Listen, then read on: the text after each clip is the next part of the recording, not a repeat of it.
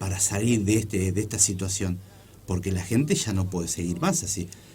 Coincido con vos, creo que vamos a tener más coincidencias que disidencias. Bueno, me alegro entonces. Porque, claro, porque, a ver, bueno, vos sabés, te lo acabo de contar fuera de cámara, que yo soy, digamos, peronista, ¿no? Ahora hay que adjetivar, además, ¿no? Hay que decir peronista y qué tipo de peronismo. Yo soy de los ortodoxos, digamos, de la línea histórica del peronismo. Y Perón decía nos enseñó que la primer política social es generar empleo. Sí. Así, a partir de ahí se generan otros derechos, pero si no tenés empleo estás afuera de la cancha, estás debajo de la lona, no en la lona. Lo que pasa es que una persona sin trabajo pierde la dignidad. Totalmente. Tiene que empezar a pedir, o a mendigar, como se dice, ¿no? Y ya tiene que empezar a depender del Estado.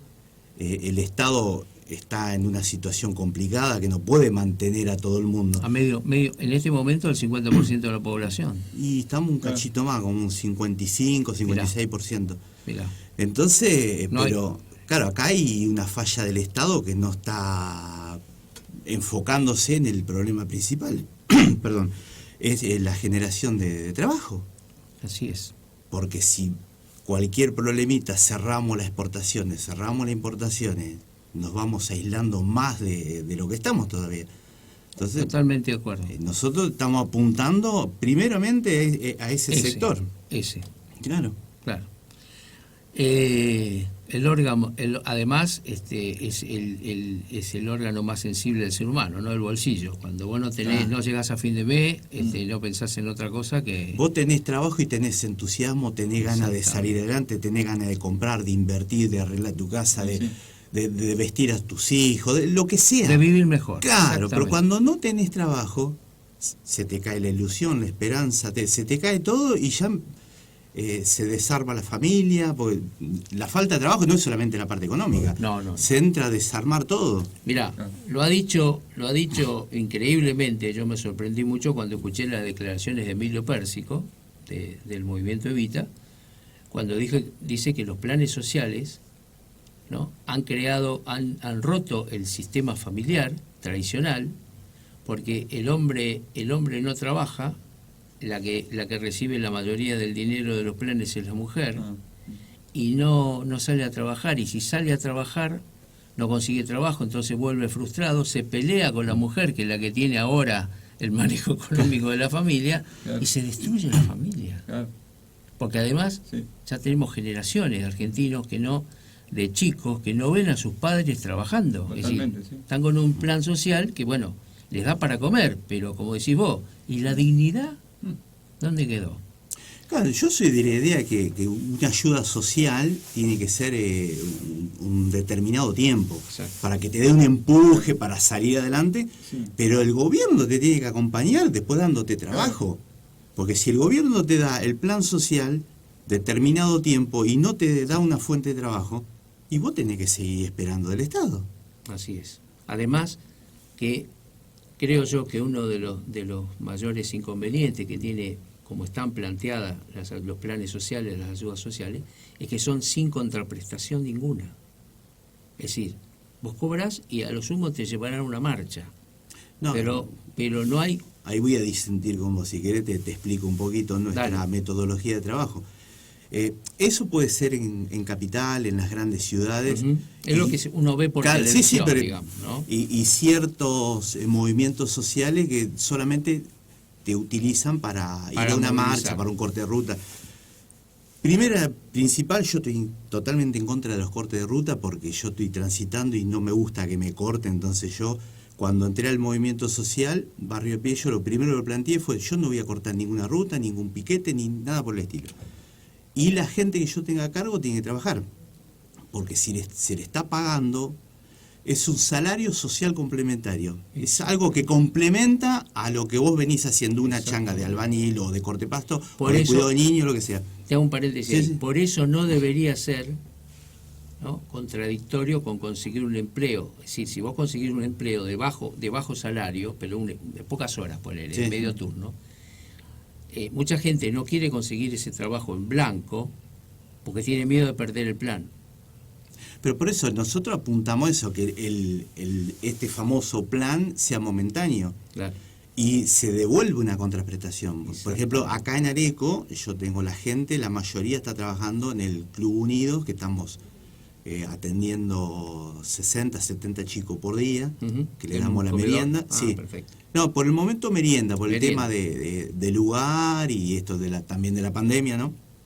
Para no hacer mucha junta de gente.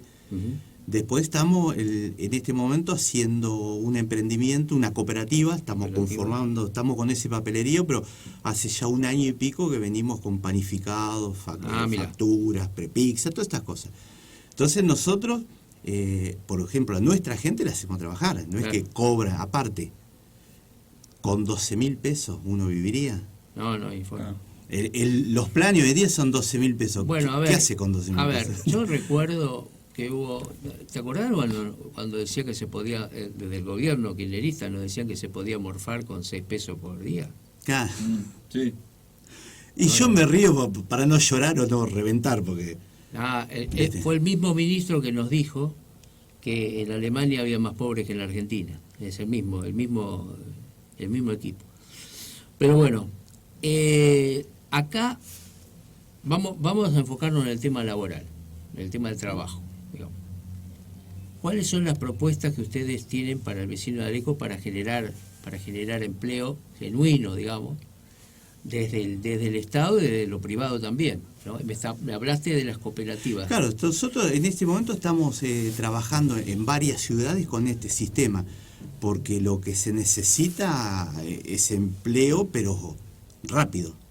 No podemos esperar que venga, por ejemplo en Areco, que venga una fábrica y te tome 1.000 empleados. Claro. Hasta que venga la fábrica, se asiente, haga el edificio, te tome la gente. ¿Cuánto tiempo pasó?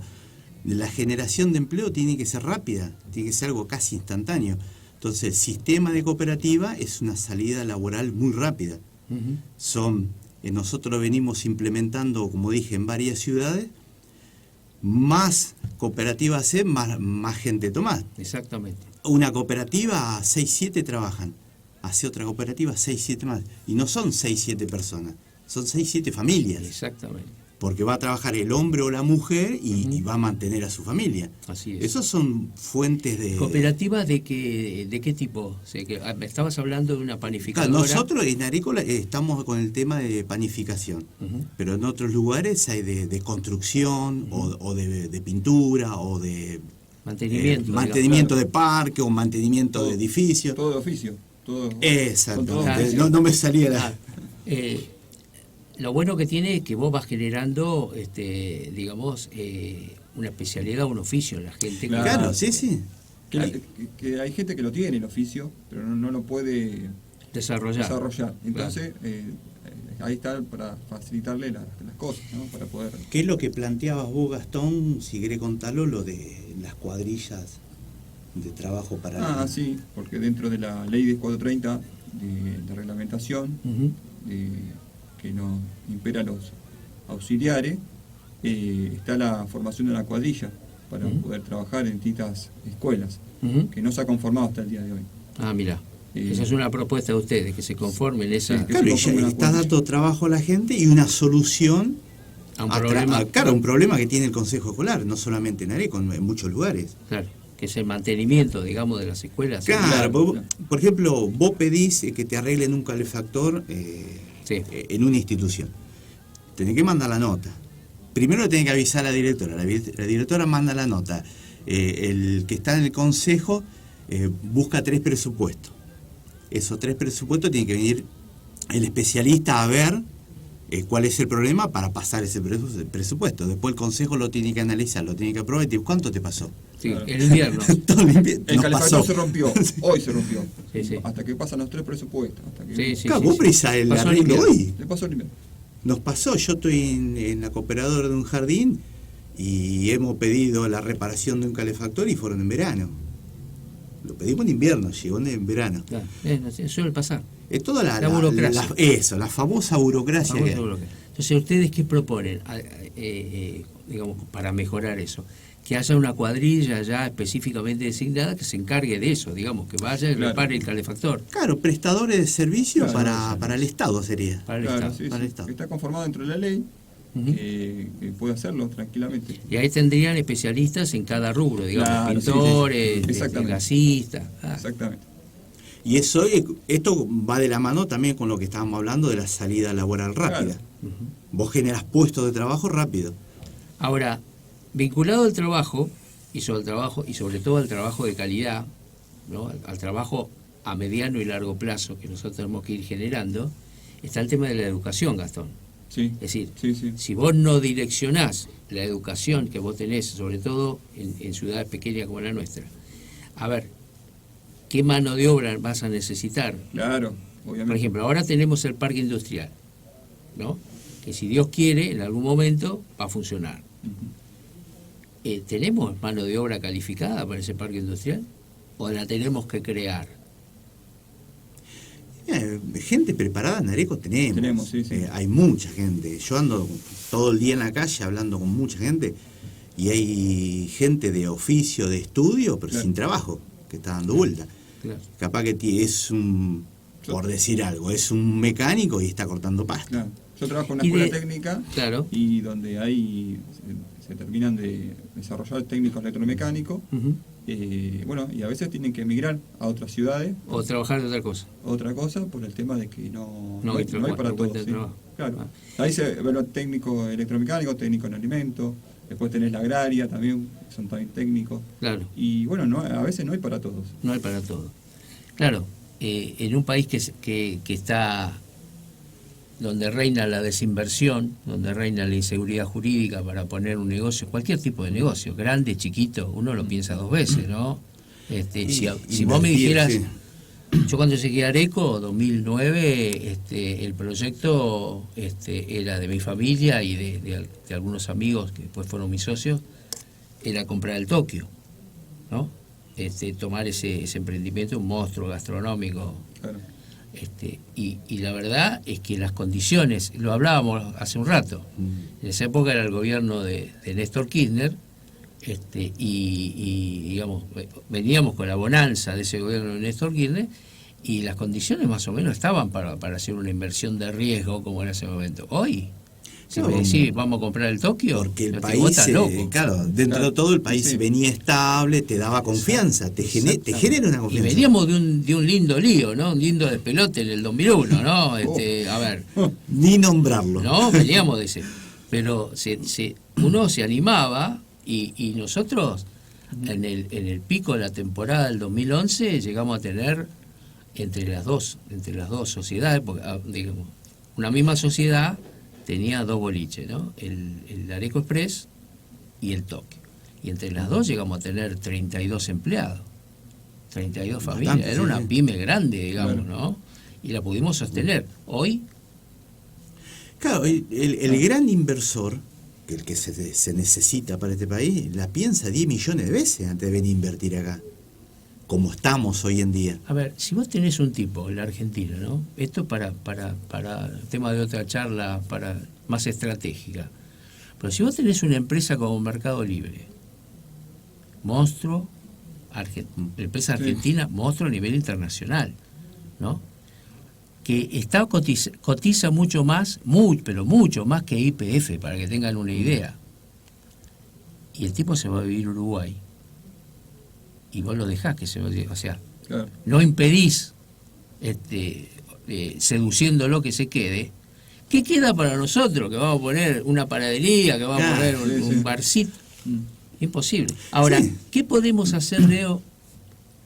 Tenemos bien el diagnóstico, coincidimos en el diagnóstico. Bueno, ¿qué podemos hacer? ¿Qué podés hacer vos concretamente si la gente te elige concejal? Desde el Consejo Deliberante, ¿cuál es tu idea? ¿Cuál es tu propuesta? ¿Cuál es tu...? Me dijiste que el trabajo, perfecto. Como un eje, la educación a través del Consejo Escolar también, vinculada al laburo. Ahora, ¿qué podemos hacer concretamente? ¿Qué puede hacer un concejal? ¿Qué podés hacer vos, Leo, para ayudar e impulsar al gobierno local para que incentive la generación de empleo, digamos. ¿Cuáles serían las propuestas? Sí, sí. Primeramente, la idea es que en el Consejo Escolar, El Consejo Deliberante. Consejo Deliberante, tiene que haber un equilibrio, que es lo que no lo hay ahora. Tenemos 2 bloques y está desbalanceado. Más bloques tenés, más equilibrio, más balance le das y podés trabajar un poco mejor. Podés acompañar al gobierno de turno, más allá de que sea de otro partido. Las cosas buenas, digamos, las cosas que estás de acuerdo. Claro, por eso, porque por más que uno sea oposición, no puede estar poniendo palo en la rueda para que el otro siga adelante. A ver, vos no te hubieses ido como se fueron el otro día los concejales del Frente de Todo que abandonaron la sesión porque no estaban de acuerdo en... No, por eso yo eso no lo haría porque iría en contra de mis principios. Porque si yo llego a concejal, yo soy un empleado público, un empleado del pueblo. Yo me debo a la gente que me eligió y tengo que trabajar para eso. Claro. Y me están pagando para eso. Y trabajar es dialogar y llegar a consenso. ¿Cuál es el trabajo del concejal? Estar sentado y disentir o estar de acuerdo con los demás. Ahora, si te rajás... Y por eso yo no lo haría. Claro. Ellos tendrán sus razones, yo no lo voy a cuestionar a ellos porque no sé por qué lo habrán hecho. No voy a decir que ni está bien ni está mal, pero yo no lo haría. Personal, yo me quedo ahí después, a debatir, a analizarlo. Después quedate escuchando porque no es la primera vez que lo hacen y es es un modus operandi. Pero hablemos de Vamos con Vos. Concretamente, entonces, vos debatirías con el ¿y qué proyecto tenés ya pensado? ¿Algún proyecto de generación de empleo, además de la cooperativa o impulsarla? Sí, estamos trabajando con esto, pero acá depende también de ayuda de arriba, porque esto arranca de arriba y va bajando. Si el que tenemos en la cabeza, el presidente, no tiene buenas ideas o no se pone a generar fuentes de trabajo, por más que nosotros gritemos, pataleemos y hagamos lo que hagamos, va a ser muy poquito en lo local. Pues nosotros necesitamos que los dirigentes de arriba tomen cartas en el asunto y comiencen a trabajar en serio, claro, como debería ser, y a nivel provincial también. Bueno, yo te voy a dar una buena noticia. El presidente Fernández y la ministra de Salud, Carla Bisotti, generan una pyme en estos días, que van a fabricar 10.000 penes de madera. Ah, escuché. No, es una maravilla. ¿Por qué no se nos ocurrió a nosotros, acá en Areco, ¿no?, fabricar penes de madera para venderle al Estado Nacional? No, yo no te quiero pinchar el globo, pero va a tener que correr mucha agua bajo el puente hasta que del gobierno nacional algún iluminado diga, bueno, muchachos, vamos a generar pymes y vamos a generar algo en los pueblos, sobre todo del interior, para que además una palabra muy de moda, que es la palabra arraigo, ¿no? Porque si estos chicos que vos decís que se reciben en las escuelas técnicas, decís vos, Gastón, que se reciben en las escuelas técnicas, no, claro, consiguen laburo en Areco, claro, ¿el arraigo dónde quedó? Se van a ir al conurbano a conseguir laburo. Claro, aparte, claro, otro tema que tenés acá, claro, estos pueblos dependen mucho del campo. Totalmente. Entonces vos tenés que darle una mano a la gente de campo. No podés matarlo impuesto, no. Nosotros estamos pensando en ese sector también. Nosotros apuntamos a la gente que está sin trabajo, que necesita trabajar, una salida laboral rápida, pero también apuntamos a la gente que está generando ese trabajo. Claro. Porque si dependemos un 70% más o menos del campo, estos pueblos, digamos, ¿no? Sí, sí. Entonces apoyemos al campo, apoyemos a la gente de campo, démosle un beneficio a la gente de campo. No es solo pedirle al campo, no. Después empezar a devolver un poquito. Yo estoy totalmente de acuerdo con lo que vos decís y te agrego lo siguiente, ¿no? En los últimos meses, en los últimos días, te diría, han pasado algunas cuestiones, ¿no? Por ejemplo, cerraron la exportación de carne. Sí, pero... En un país productor de carne, cerraron la exportación de carne. Entonces, eso deja sin trabajo un montón de gente. Sí. Pero aparte la idea era para regular el precio. Sí, nunca bajó. No, subió, al contrario. Entonces, si ponele como estrategia, vos lo hiciste y probás. pero no dio resultado, bueno, liberalo. Liberá. Claro, no podés seguir cerrado y si sigue subiendo.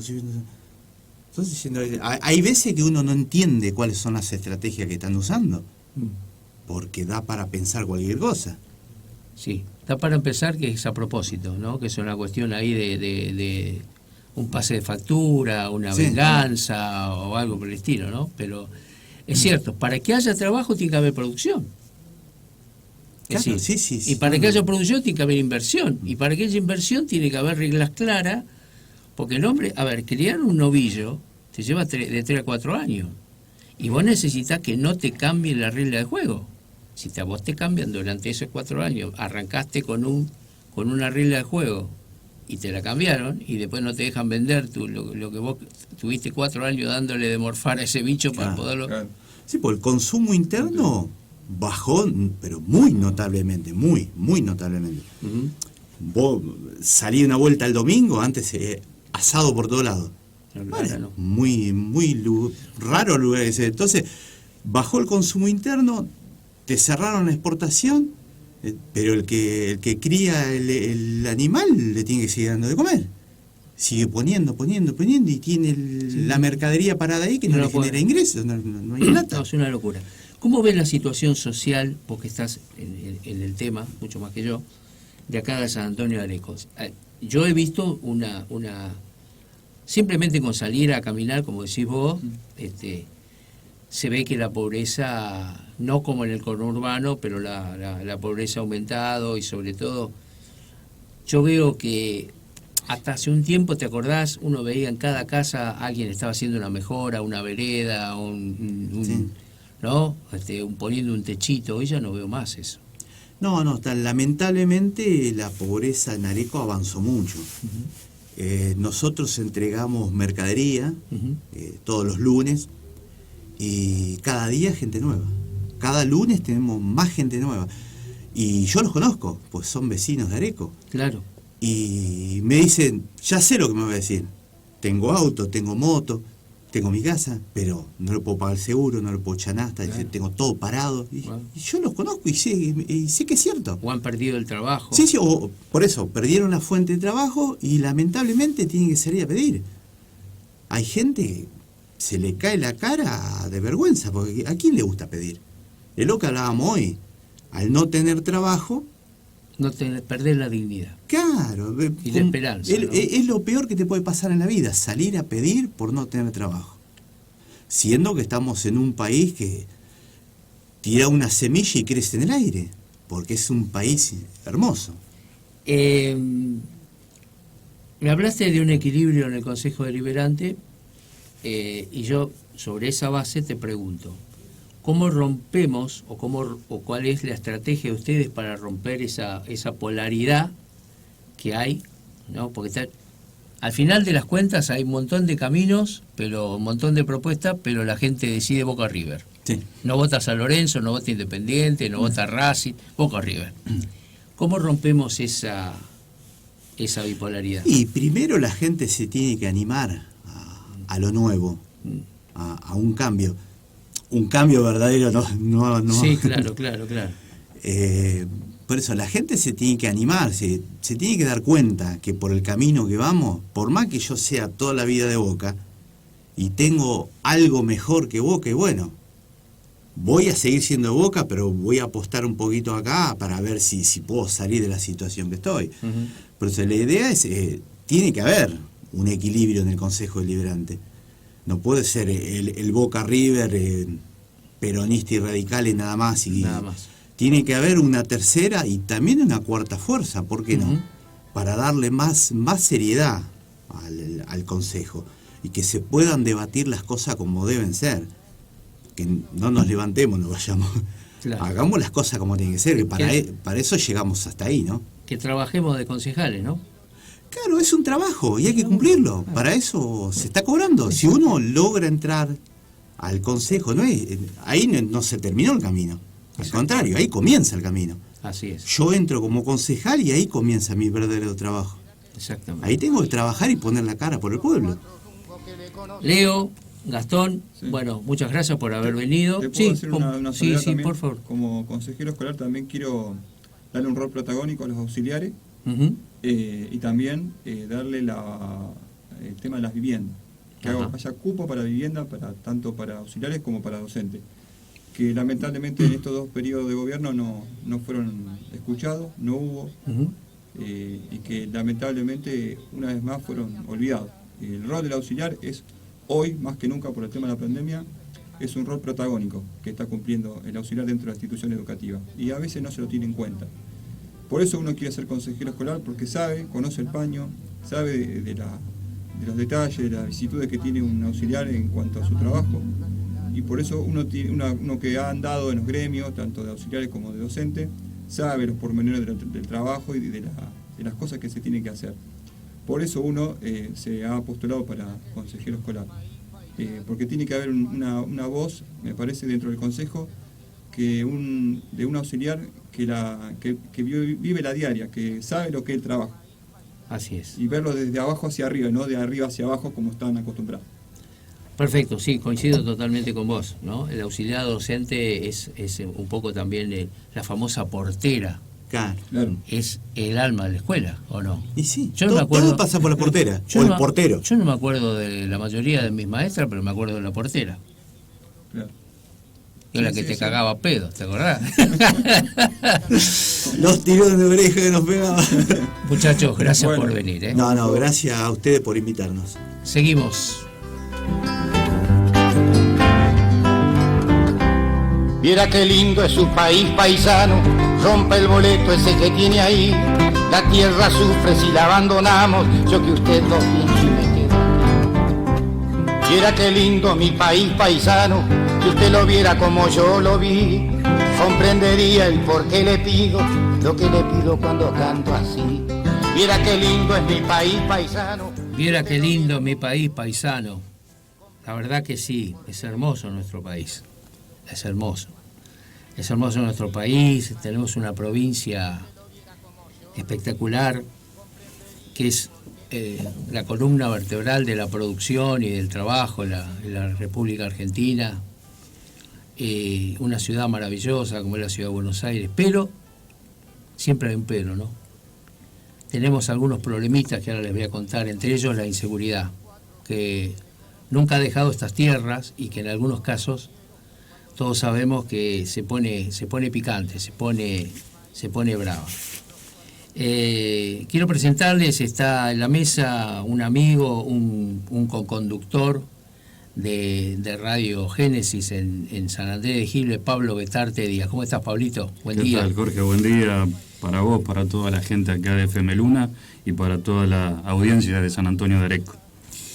San Antonio de Areco, San Andrés de Giles, Mercedes, los pueblos de la región, Capitán Sarmiento, Carmen de Areco, son pueblos relativamente tranquilos, ¿no? Donde no escuchábamos tiroteos ni hay muertos por inseguridad. Sin embargo, el domingo pasado, creo que fue el domingo 25 exactamente, hubo un procedimiento importantísimo allí en la ruta 41, en el límite entre Mercedes y justamente San Andrés de Giles. Ahora vamos a ver unas imágenes y unas fotografías del procedimiento y si quieren les voy contando. Usted, director, me dice, ¿está bien? Perfecto, yo les voy a ir contando. Lo que estamos viendo en pantalla es un procedimiento policial. Ahí estamos viendo un vehículo y un detenido sentado en el piso. Lo tienen esposado la policía.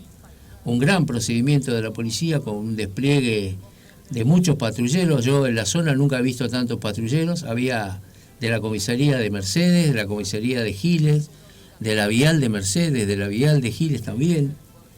Inclusive había un móvil de la Secretaría de Seguridad de la Nación y de la provincia de Buenos Aires trabajando en el lugar. Lo que ocurrió fue lo siguiente: un grupo de delincuentes de La Matanza hicieron un hecho, protagonizaron un hecho de robo modalidad escruche, es decir, se metieron en una casa importante de la localidad de Chacabuco, a robar, ¿no? En ausencia del perdón, en ausencia del dueño. Regresa el dueño y antes de que se vayan los delincuentes, el dueño los divisa, que estaban saliendo de la casa. Entonces procede a seguirlos con su vehículo particular a los delincuentes que se movilizaban en esa Renault Duster gris que se ve en las imágenes, y los delincuentes comienzan a dirigirse con rumbo a Carmen de Areco, ¿no? Esa era la dirección que tomaron. El damnificado comienza a avisarle a la policía, al 911, la dirección donde, el lugar, de la ruta donde iban, las características del vehículo, la patente del vehículo, y se monta un operativo cerrojo. La policía monta un operativo cerrojo en San Andrés de Giles.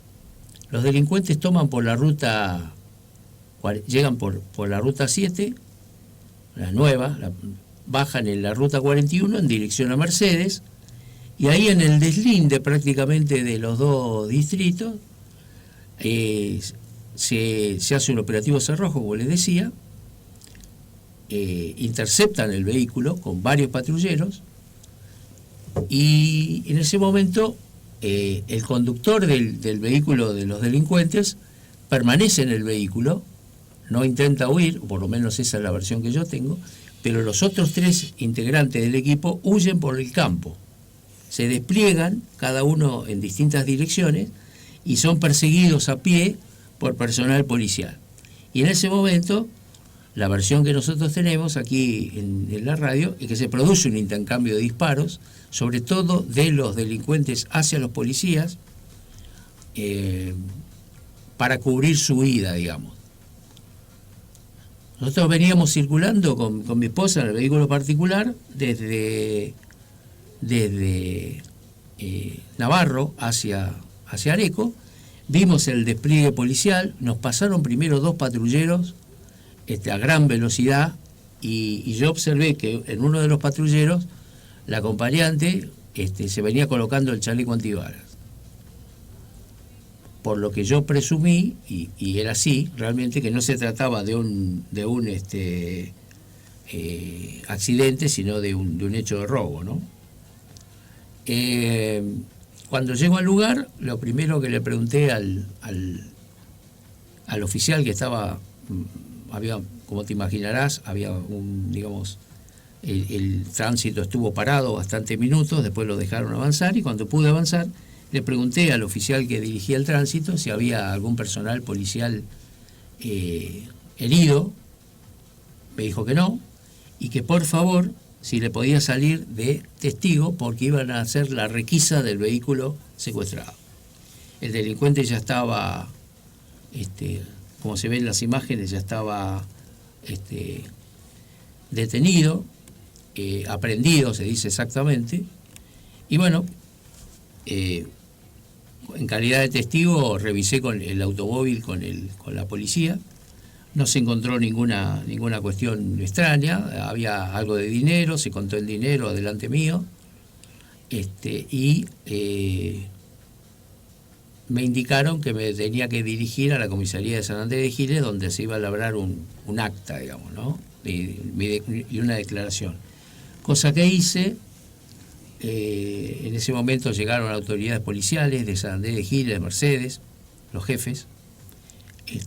El operativo continuaba porque lo seguían buscando por los campos. Encontraron se descartaron los delincuentes de una campera.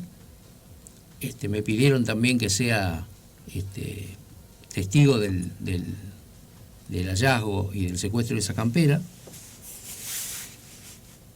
Continuó el operativo, y cuando ya llegamos a la comisaría de San Andrés de Giles, ahí me entero que habían detenido un segundo delincuente, habían encontrado en un campo cercano, y ya tenían la pista de un tercer delincuente. Hasta el momento, por lo que sé, de los 4 delincuentes que participaron, detuvieron a 3 y quedaba uno prófugo. Los 4 de la matanza, Pablo, los 4 de la matanza, los 4 con antecedentes. Uno de ellos, inclusive, tiene 2 impactos de bala en el cuerpo. Cuando se lo revisó, en el peritaje médico, se le vieron las cicatrices de 2 impactos. ¿Qué quiero decir con esto? Que hay gente que viene el delito como su medio habitual de vida, ¿no? Y el delito de enfrentamiento a mano armada con la policía. Así que bueno, esas son las novedades. Hay también, voy a tener alguna información más que le vamos a transmitir por aquí, por los videos y por la televisión y por la radio, porque según tengo entendido, en unos días más me van a convocar desde el juzgado de Mercedes para rectificar lo que yo declaré como testigo, así que vamos a estar allí presentes. También les quiero contar que en la noche del miércoles pasado, el miércoles 28 de julio, la policía personal de la estación de policía comunal de San Antonio de Areco realizó allanamientos en la localidad de Pergamino, que dieron resultados positivos, ya que permitieron el esclarecimiento de hechos de robo calificado, de un hecho por lo menos de robo calificado aquí en nuestra ciudad. Así que bueno, también vamos a tener probablemente una ampliación de este caso a través de nuestro secretario de Seguridad, Ramón Ojeda. Pablo, estuviste charlando el día de ayer, tuviste una entrevista, creo que para el Pulitzer, una entrevista que hiciste por Radio Génesis y que está, ahora les vamos a dar el link, búsquenlo en YouTube porque está grabada, una entrevista larga. Muy extensa. Muy extensa. Era de media hora y... Era de media hora y... Estaba cómodo, Ricardo. Y más de 1 hora fue. 1 hora 47. 1 hora 47, casi 2 horas. ¿Con quién fue la entrevista y cómo llegaste a esa entrevista, Pablo? Por favor, contanos. La entrevista fue con el actual vicepresidente de la Comisión Administradora del Río de la Plata, Ricardo Planchón Yaimonat. Ricardo tiene un extenso currículum político en Uruguay, comenzando desde muy joven a trabajar en la política. Su padre, Ricardo Planchón Malán, había sido diputado y desde muy joven Ricardo empezó a trabajar con la juventud y pasó prácticamente, como le decía ayer, por todos los cargos electivos del Partido Nacional. Del Partido Nacional. ¿Era el Partido Blanco antes? Partido Blanco. El Partido Blanco. El Partido Blanco, exactamente. O sea, el partido que en este momento gobierna a través de Luis Lacalle Pou. Exactamente. Que, si tengo entendido, son amigos. Son íntimos amigos y son fundadores de la corriente Aire Fresco, que se inició... Una suerte de renovación. De renovación, pero que se inició con la campaña política del papá de Luis Lacalle Pou, Luis Lacalle Herrera, en el año 2009. O sea, hace poquito, relativamente poco tiempo. En el año 2009, cuando las elecciones las termina ganando en segunda vuelta Mujica. Pepe Mujica, exactamente. Y Ricardo ha sido edil, empezó en el Centro de Juventud, siguió como edil, que acá en la Argentina sería un concejal por el departamento de Colonia, luego fue diputado, senador, intendente interino de Colonia. Y bueno, tiene una trayectoria con 49 años, tiene una vasta trayectoria dentro de la política del Uruguay. Es un dirigente muy importante, influyente dentro de la esfera del actual presidente también, y siempre trabajando con la gente y por el bien de su departamento. ¿Podemos decir que es un pollo de Luis Lacalle Pou para la presidencia en el 2025? Bueno, eso se lo preguntó Lucas y yo te digo la verdad, creo que es la única función que le queda por cumplir a Ricardo, la presidencia. Pero él dice que ya está grande y tiene que venir sangre nueva y que tienen preparado a alguien como sucesor que se está preparando en este momento. Eso no quita que... Sí. Puede haber alguna interna. Que puede haber alguna interna, sí señor. Vos... Perdón, Sí. Jorge, tenemos que remarcar que Uruguay no tiene reelección. No tiene reelección, o sea que este es El 2024, el 1 de marzo, creo que es el 1 de marzo del 2025, Luis Lacalle Pou sí o sí deja la presidencia. Así es. ¿Mm? Pablo, vos naciste en Uruguay, tenés Sí. la doble nacionalidad, o sea, estás de los dos lados del charco. Vos militaste en este partido, tu padre también y tu abuelo también. Por parte de mamá, el abuelo, mi abuelo materno, era muy amigo del dirigente caudillo oriental Wilson Ferreira Lunate. Wilson Ferreira Lunate. Sí, Y señor. por parte de mi abuelo paterno, amigo de la infancia, de Edison Cedarri Luaces, que fue diputado durante mucho tiempo y fue uno de los padres en el Uruguay del Mercosur, Ajá. con el papá de Luis Lacalle. Ah, claro, ahí. O sea, que hay una, digamos, un conocimiento tuyo familiar, porque lo escuchaba en la nota de que vos de chico, de joven, habías también militado en este espacio. Sí, habías estado- aparte me indicó cosas que yo no sabía de la familia Betarten Rocha, que habían sido Mira. muy participativos en la época de la dictadura, obviamente defendiendo los ideales del Partido Blanco. En el Partido Blanco. Así que bueno, acá sos peronista, allá sos Partido Blanco, digamos. Es que hay muchas similitudes, Jorge, porque el Partido Blanco, si bien lo identifican con la gente del campo en Uruguay, es un partido con ideas socialistas, Ujú. no de izquierda, No de izquierda. pero con profundas ideas socialistas productivas. Sí. El hecho de que no son de izquierda quedó bien en claro cuando hizo la caracterización Ricardo Planchón, tu entrevistado, hizo la caracterización de Cuba, ¿no? Claro. Ahí quedó clarísimo que están en las antípodas del pensamiento de la Revolución Cubana, ¿no? Ujú.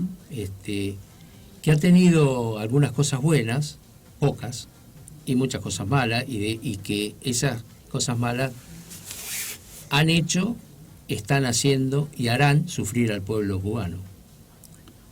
Cosa que no ocurre en Uruguay. Gracias a Dios, la izquierda de Uruguay ha sido una izquierda mucho más democrática, una izquierda que ha abierto, digamos, las Lo que puertas. pasa es que es una izquierda light, porque el Frente Amplio cuando se forma, la creación del Frente Amplio en el año 70, 71, no recuerdo bien, por el general Líber Serengue, mirá vos, un general crea el Frente Amplio.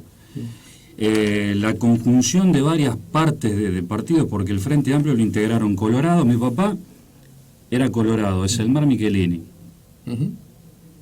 que termina siendo de izquierda. Selmar Michelini termina muriendo en la Argentina, en manos de la dictadura. Ujú. Gutiérrez Ruiz, Selmar Michelini, Rucci. Era el equipo, eran los amigos que estaban acá en la Argentina. Ujú. Y por eso también tengo amistad con Claudio y con Aníbal Rucci. Exactamente. Y en ese momento de la creación del Frente Amplio, justamente se crea como tercera posición, como alternativa a los dos partidos tradicionales del Uruguay, el Colorado y el Blanco. El Colorado, un partido de ultraderecha, Ujú. y el Blanco, que bueno, siempre manejó los caudillos libertadores, la producción agropecuaria, y no había otra alternativa. Entonces el Frente Amplio, reitero, se funda con parte del Partido Colorado, disidente, con una pata del Partido Blanco, y dentro de ese frente entra también el comunismo, la Ujú. izquierda, Izquierda. el socialismo y el comunismo. Ujú. Del Partido Blanco, mirá vos qué increíble, Jorge, del Partido Blanco, uno de los que lleva la línea al Frente Amplio es Danilo Astori, vicepresidente del Uruguay y ministro de Economía de Pepe Mujica, Ujú. y que fue quien diseñó el plan económico para Wilson Ferreira. Se asumía cuando se dio el golpe de Estado. Mirá vos, ¿no? Sí, escuchando la nota y con lo que sabemos de Uruguay, escuchando sobre todo la entrevista que le hizo Jonathan Viale al presidente Luis Lacalle Pou, que si no la vieron, por favor, búsquenla en internet y véanla porque no tiene desperdicio esa nota, y que me dio realmente una sana envidia, ¿no? De cómo un país hermano como el nuestro, mucho más pequeño, ellos dicen que son una pequeña gran nación, ¿no? Los uruguayos, cómo ellos han aprovechado sus potencialidades y sobre todo esa apertura que nosotros realmente no tenemos, ¿no? Pues nosotros hablamos mucho de latinoamericanismo y demás, pero no lo ejercemos mucho, ni a nivel gubernamental ni a nivel de la población, a nivel personal. Nosotros discriminamos a nuestros vecinos. Decir a una persona boliviano es casi un insulto en la Argentina. Y escuchás a los uruguayos diciendo, al presidente uruguayo y a este diputado uruguayo, diciendo que ellos lo que necesitan y quieren es que a Argentina le vaya bien y que a Brasil le vaya bien. Y que nosotros acá también lo queremos, Jorge, que a la Argentina le vaya bien. Claro. Porque algunos nos tildan de que somos contra. En realidad son las políticas o el chapeo constante que hacen ciertos movimientos políticos. Chicana, porque ¿quién puede pretender que a un gobierno le vaya mal? Porque nos va mal a todos. Cuanto peor, mejor, no va con nosotros. No es así. No debería ser así. No debería ser así. No debería ser. Bueno, lo que pasa que yo me pongo en el lugar de un uruguayo como vos. Bueno, vos no es tu caso porque vos vivís acá, sufrís acá con nosotros, ¿no?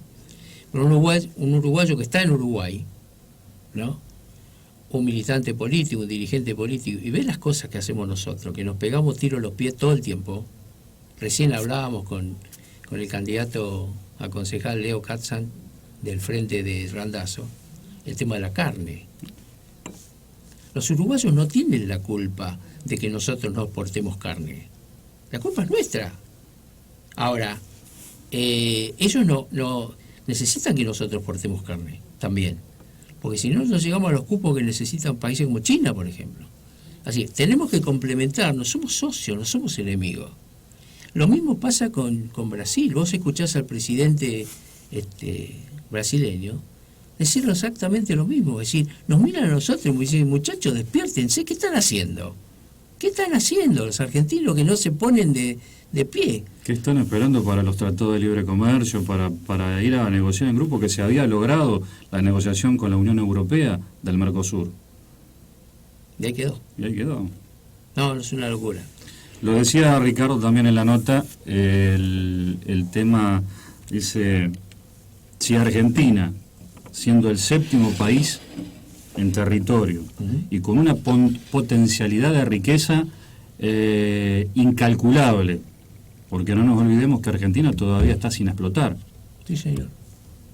Es un país virgen en muchos sentidos. ¿Cómo era la caracterización que hiciste, que me gustó mucho, de los países en desarrollo, los países subdesarrollados? Él me dice, si Argentina, que había estado hablando con un alemán, y el alemán le comentaba, porque él tiene un restaurante en Colonia, un restaurante muy importante, uno de los más visitados. Porque él se dedica a la parte turismo y gastronomía, hotelería y gastronomía. O sea que la parte política es por vocación de servicio, porque no necesita. Y aclarar que en Uruguay, por ejemplo, los ediles son ad honorem. Son maravillosos. O sea que si haces política te tiene que gustar porque no cobras nada. Tenemos que aprender mucho de los uruguayos, y de los chilenos también. Pero, ¿cómo era el tema de entonces comenta que un alemán le dijo, si Argentina estuviera poblada por alemanes sería el primer país del mundo. Entonces le hice un comentario que en el año, en la época de la presidencia de Duhalde, que yo estaba colaborando en Fundación Exportar de Cancillería, en una reunión con empresarios, entre ellos alemanes, vino un alemán y me dice, ustedes dicen son un caso, Argentina es un caso, dice, es caso de estudio, porque inauguraron una nueva categorización de país a nivel mundial. No entiendo, le digo, ¿cómo es eso? Claro, dice, porque existen los países desarrollados, Estados Unidos, existen los países en vía de desarrollo, existen los países inviables, algún país de África. Sí, los subdesarrollados, digamos. Que no son inviables, no tienen riqueza, no se puede hacer nada. Hay que ayudarlos porque nunca van a salir de su estancamiento. Y Argentina inaugura una nueva categoría, dice que son los países fracasados, porque teniéndolo todo no despega nunca. Y no despega nunca. Y tenemos ciclos. Argentina tiene ciclos. Bueno, ahora se han desparramado un poquito esos ciclos, pero teníamos ciclos de 10 años. Sí, señor. ¿Es así? Sí, señor. No Antes tenemos una constante. Claro. Yo recuerdo, y lo hemos hablado en privado varias veces, ¿no? Cuando mi hijo me preguntó, estaba en la secundaria, y vino a casa y un día viendo la televisión, me dijo, papá, ¿cómo podés ser peronista? Me dijo. Me mató, porque tuve que pensar por qué era peronista. Y revisando la historia, Argentina tuvo solamente 3 procesos exitosos en toda su historia. Proceso histórico, ¿no? Político, social, exitoso. El primero, sin ninguna duda, la emancipación. Una colonia española en la punta del planeta, que no tenía grandes riquezas, porque nosotros, en comparación con el Perú o con Bolivia, que estaban las minas de plata y las minas de oro, no teníamos eran saladeros, ganado, carne, charque, cuero, éramos eso nosotros, no teníamos otra cosa. Un vastísimo territorio prácticamente despoblado, que se empezó a poblar recién a fines del siglo XIX. Bueno, sin embargo, logramos, y además fue una epopeya porque que muestra, digamos, cómo ha cambiado el pueblo argentino, ¿no? Porque el pueblo, teníamos los próceres y los prohombres de ese momento, la Junta de Mayo, San Martín, Belgrano, que fueron los emancipadores, ¿no? Pero la gente acompañó ese proceso. A ver, se sumaban los gauchos y sus familias, se sumaban las epopeyas de emancipación de los ejércitos del norte, y la gente se sumaba, los gauchos se sumaban con don Martín Miguel de Güemes en Salta, y logramos en ese periodo de emancipación, yo te diría, independizarnos de España, que era una de las 2 potencias más importantes de ese momento en el mundo, ¿no? Y después, en los años siguientes, logramos con éxito mantener esa independencia frente a las 3 potencias militares más importantes del mundo, ¿no? Inglaterra, Francia y nuevamente España. Con los intentos de invasiones sucesivos y constantes. Exactamente, y logramos mantener esa emancipación. Bueno, ese fue la primera, digamos, proyecto exitoso. El segundo, sin lugar a duda, y en el que yo me afirmo para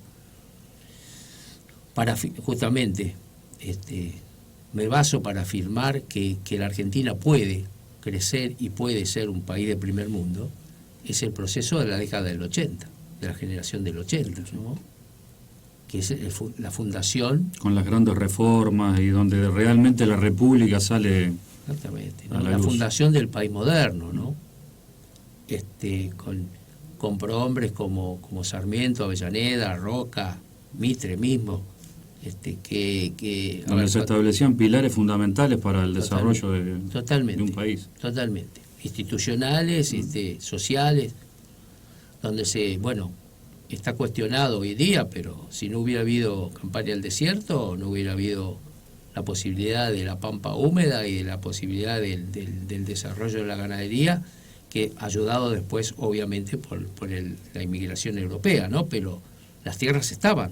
Esta última semana salieron varias notas de historiadores que están volviendo a ponerle ficha a Julio Argentino Roca, claro, tratando de derribar a los detractores. Un hombre muy, muy, muy controvertido, porque sin lugar a dudas fue el creador del Estado argentino moderno, sin lugar a dudas de eso, pero además era un político muy hábil, que muchas veces, ¿no?, como la política es el arte del engaño, según Nicolás Maquiavelo, el tipo engañaba, y engañaba a propios y extraños. El tipo era el sol, le llamaban el zorro también, como a Rommel. Como a Rommel, sí. Le llamaban el zorro a Roca, porque era zorro. El tipo era vivo, ¿no? Y algún tipo de instrucción prusiana tal vez ha tenido. Sí, pero yo creo que era natural en él. Es natural. Sí, yo creo que era natural en él. Y manejó la política del país, fue presidente 2 veces y se fue porque quiso, no porque lo echaron, digamos, fue uno de los pocos que Sí, porque incluso lo iban a buscar. se fue del poder porque él decidió irse del poder. Por una cuestión personal, no por bueno, nosotros pasamos de ser un país analfabeto. Cuando se juró la Constitución, 1853, éramos un país de analfabetos. Yo tengo pruebas de eso a nivel familiar, porque en 1870, poquitos años después, mi bisabuelo, don Antonio Garay, se escapó de la casa porque quería ser soldado el tipo, y no lo dejaban en la familia. Se escapó de la casa y se metió en el ejército. Y lo hicieron lo que sería hoy un subteniente, porque sabía leer y escribir. Simple, con 16 años ya era subteniente. Y lo mandaron a la guerra del Paraguay. Después volvió y fue a la guerra, a la campaña del desierto. Pero imagínate, te hacían oficial porque sabía leer y escribir. Gana Roca la presidencia, que era del partido, no recuerdo ahora, pero ponele, era de Boca, Roca. Y Sarmiento era de arriba. Eran enemigos políticos, no eran amigos, eran ni siquiera adversarios, porque Sarmiento era un tipo jodido, Sarmiento era un tipo bravo. Entonces, sin embargo, estos tipos mostraron una grandeza que yo no veo hoy en nadie. Porque Roca lo llama a la Casa de Gobierno, que en ese momento era el Museo Sarmiento, ahí en Belgrano, en la barranca, en Cabildo y Juramento. Lo llama y le dice: Domingo, necesito que te hagas cargo de las escuelas. Y Sarmiento le dijo que sí. Y pasó de ser presidente a ser director de escuela, no ministro de Educación, Si mal no tengo entendido, por ahí alguno que sepa más de historia que yo me va a decir, el ministro de Educación era Nicolás Avellaneda. Con una nobleza y una humildad tremenda. Y se puso a laburar, y hoy tenemos la educación que tenemos por Sarmiento, Avellaneda y Roca, obviamente, los abuelos. Así que, y además en la cultura tuvimos a tipos como José Hernández, Dardo Rocha, que fue el fundador de La Plata, enemigo de Roca, político, y sin embargo Roca no le puso ningún palo en la rueda para que hiciera su campaña presidente fundando La Plata, ¿no? ¿Qué pasa, Jorge? Que creo que eran épocas de verdaderas políticas de Estado. Sí, señor. Sí, señor. Entonces había un fin, había una meta clara. Y el objetivo era claro, como vos decís, y el resultado fue espectacular. 7ª potencia en el mundo. Nos llevaron de ser... El primer PBI mundial. Sí, señor. Nos llevaron de ser un país donde nos agarrábamos a garrotazos unitarios federales y los caudillos se agarraban a sablazo por todos lados, ¿no? Hace poquito estuve en Navarro y recordaba el hecho de Dorrego, ¿no? Lavalle, Dorrego. Nos llevaron de ese despelote a ser una potencia. A ser el país en el que nunca se oculta el sol, decían en el mundo. Una cosa de loco. Lo que fue, yo les recomiendo a los que quieran tener un poquito de esperanza en la Argentina, que lean sobre la generación del 80, no solamente de Roca, sino Roca y los opositores de Roca, que todos contribuyeron, y lo que fue la exposición del centenario. Nada. Buenos Aires ya tenía luz eléctrica, ya tenía subterráneo, antes que muchas ciudades de Europa, y que Estados Unidos ni hablar. ¿No?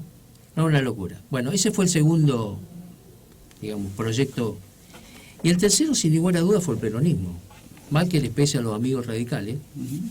Hablando de los radicales, Me parece que algunos radicales andan muy gorila últimamente. De mis amigos, ¿eh? No estaban tan gorila la última vez que yo hablé con ellos. Pero ahora, no sé, Mane les despertó el gorilaje. ¿No serán las vacunas? Capaz que son la vacuna, che, capaz que son la vacuna.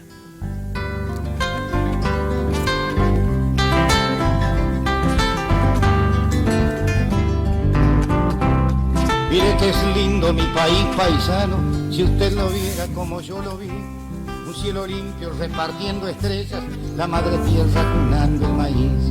Un cielo limpio repartiendo estrellas, la madre tierra cunando el maíz.